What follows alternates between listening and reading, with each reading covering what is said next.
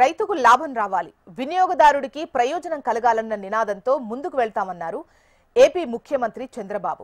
అధికారుల సమీక్షలో వ్యవసాయంపై స్పష్టమైన సందేశం ఇచ్చారు.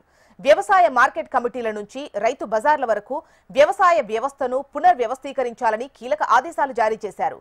ఖరీఫ్, రబీ ప్రణాళికలతో పాటు భూసారం, సేంద్రియ సాగు, రైతు బజార్ల ఆధునీకరణతో పాటు పలు అంశాలపై సీఎం చర్చించారు. రాష్ట్రంలో ఉన్న 218 మార్కెట్ కమిటీల స్థలాలను సద్వినియోగం చేసుకోవాలని సీఎం ఆదేశించారు. ప్రతి మార్కెట్ కమిటీకి మౌలిక సదుపాయాల మాస్టర్ ప్లాన్ సిద్ధం చేయాలని సూచించారు.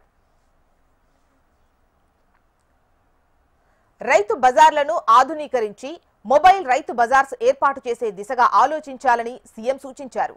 రైతు సేవా కేంద్రాల పనితీరుపై కూడా సీఎం ప్రత్యేక దృష్టి సారించారు.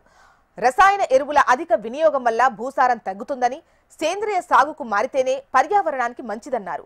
2026 ఖరీఫ్ నాటికి ఎరువుల వినియోగం తగ్గించి సేంద్రియ సాగు పెంచేలా రైతుల్లో అవగాహన కార్యక్రమాలు చేపట్టాలని ఆదేశించారు. రబీ సీజన్ కోసం రాష్ట్రం సిద్ధమైందని అధికారులు వివరించగా 23 లక్షల మెట్రిక్ టన్నుల యూరియా అందుబాటులో ఉందని చెప్పారు. ఆధార్ అథెంటికేషన్ ద్వారా ఎరువుల సరఫరా జరగాలని స్పష్టం చేశారు. పంట ఉత్పత్తి గత ఏడాదితో పోలిస్తే 44% పెరగొచ్చని కూడా తెలిపారు. ఇక ఉల్లి, టమాటో, మిర్చి, మామిడి పంటల ధరలు తగ్గకుండా ముందస్తు ప్రణాళికలు చేసుకోమని సీఎం సూచించారు. స్థానిక మార్కెట్, ఎగుమతులు, ఫుడ్ ప్రాసెసింగ్ యూనిట్ల అవసరాలను దృష్టిలో పెట్టుకుని సాగు చేయాలని సూచించారు.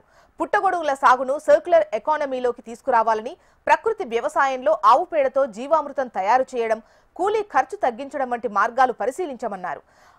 పట్టు పురుగుల సాగు ప్రాంతాల్లో ఇతర పంటల ఎరువుల వినియోగాన్ని తగ్గించాలని సూచించారు.